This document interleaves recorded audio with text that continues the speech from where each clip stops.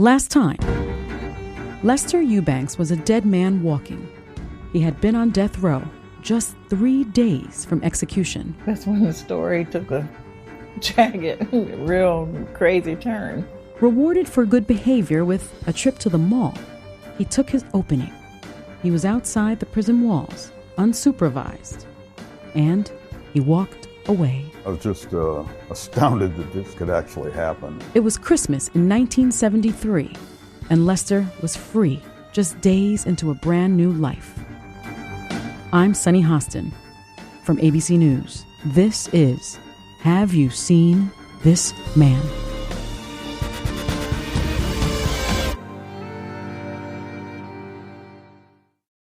We have begun to retrace the steps of Lester Eubanks from the day he boarded a Greyhound bus headed for California. And there was a question nagging at those in charge of his manhunt. When Lester set out, did he have help? For that, we turn again to Matthew Mosk. And what are we listening to? We're listening to Darryl Banks. Darryl was a largely undiscovered Motown singer in the 1960s and 70s, with some early hits that were climbing the charts. He was a rising star. But as Lester sat on death row in Ohio, Darryl ran into trouble in suburban Detroit. During a fight over a girlfriend, he was shot in the neck and killed. Darryl became part of Lester's story because he left behind a grieving wife. And in her grief, she began writing to Lester in prison. Her name was Kay Banks. When Lester escaped, police took an immediate interest in her. It's right there on the grainy copy of the Highway Patrol report on the escape. The officer wrote that, quote, information gathered in the black community of Mansfield suggests Lester was headed to the residence of Kay Banks in North Hollywood, California. They initially suspected a prison nurse served as his getaway driver, taking him 2 hours north into Michigan. She was never conclusively identified, but the tips to police about Lester's next stop were dead on. He was heading for Kay's house. From Michigan, Lester boarded a Greyhound bus for the long ride to California. As he approached the California state line, it looked as though Lester was about to be caught. This is John Arcudi, a longtime Mansfield police detective who closely followed the case. Lester, on the bus ride to California, when he reached the California state line, the bus slows down to a stop. He looks out the window and he sees all kinds of marked police cars sitting alongside the road, and he thought he was caught. They thought the game was over. But the officers boarding the bus weren't looking for a fugitive. They were inspectors from the California Department of Agriculture, looking for fruit coming across the border illegally.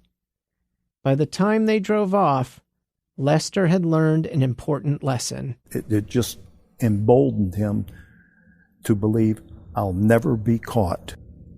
And he says, all you got to do is smile. It was the first in a series of lucky breaks that would come Lester's way. Lester turned up at Kay's house in Los Angeles, exactly where authorities had predicted he would go. But no one was waiting for him. By the time he arrived from his long cross-country journey, FBI agents had already come and gone. The FBI right away went out and interviewed Kay Banks. And the only problem, it was too soon. He hadn't arrived in California yet. And she says, I haven't seen him. Don't know anything about him other than he was in the penitentiary. Once that occurred, the FBI left, and Lester showed up soon after. There's a lot we don't know about why Lester chose to trust Kay to protect him.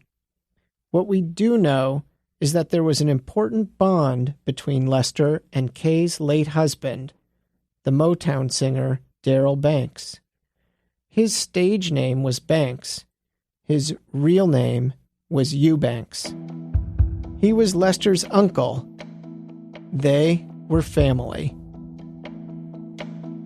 Police believe that Lester's escape was not a chance event, that he didn't randomly get selected for a shopping trip and then luck into a ride while no one was looking. A person or persons took him from that shopping center. They met. It was planned out.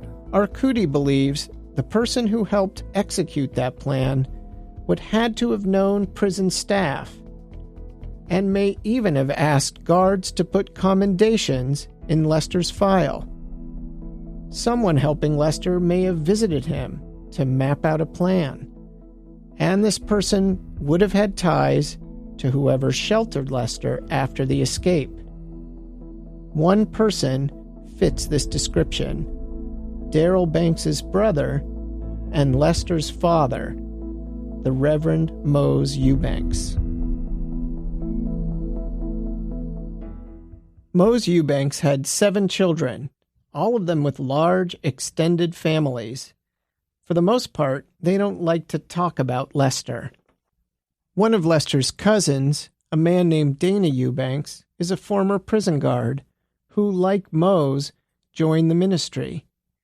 He put it simply to me when I reached him on the phone and tried to ask him about Mose. Any ministers in Mansfield could probably tell you something about him, but as far as you interviewing me, that's not going to happen. No? No. I reached Lester's brother, John, on the phone in Atlanta, and he talked with me for a few minutes. John was still in high school when Lester was arrested. That must have been a very frightening time for you to be in a high school age like that. We had a lot of strength in family when all this went down. Mm-hmm. I mean, my father, he sat down with all of us, and he told us about the incident, and but there really was nothing nothing we could do about it, but let the court do what it needed to do. Did your father say, or do you remember whether you felt that your brother was innocent, or whether there was always an understanding that what happened had happened? My father knew that he was guilty, and Lester knew that he was guilty, and my father was the type of person that if you did what you did wrong, you're going to reap what you sow. Mose was a significant presence in Mansfield during the 60s and 70s. He was a bricklayer, known to local developers for the quality of his work. He served as a minister at the First Baptist Church, and he helped run a group called the Ministerial Alliance. It's a civil rights organization. With the NAACP, they fought for diversity on the Mansfield police force. Mose was known as a moral leader in Mansfield, but one whose personality changed after Lester's arrest. Lawrence Rawls is now the president of the Ministerial Alliance, and he knew Mose well. He spoke with us at a crowded coffee shop in Mansfield while on a break from work. He was a moral person. I didn't always get along with him the greatest because,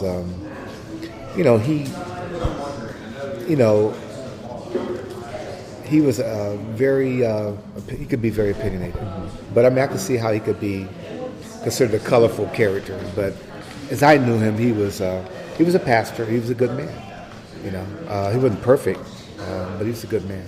Rawls said there was one subject that was off limits when speaking to Mose: his son, Lester. I mean, nobody wants to find out that their son or daughter has murdered somebody, or you still love your child, even when your child does something that's totally unacceptable.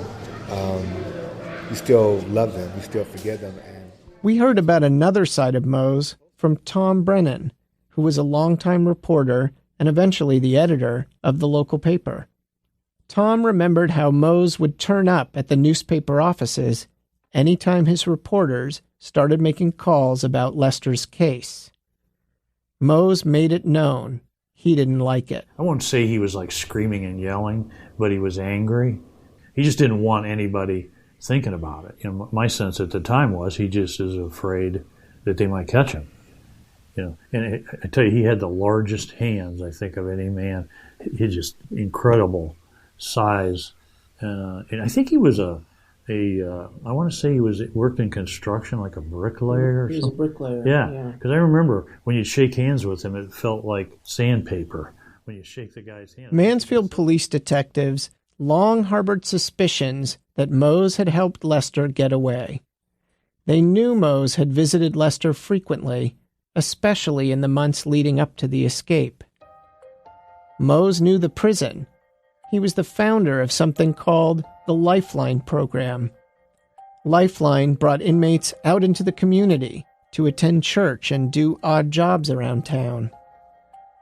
Dale Fortney was a detective in Mansfield who helped supervise the search for Lester in the 1990s. He had a supposed prison ministry, which I understood would give him access to different prisons and different administration within the prisons, perhaps prison guards.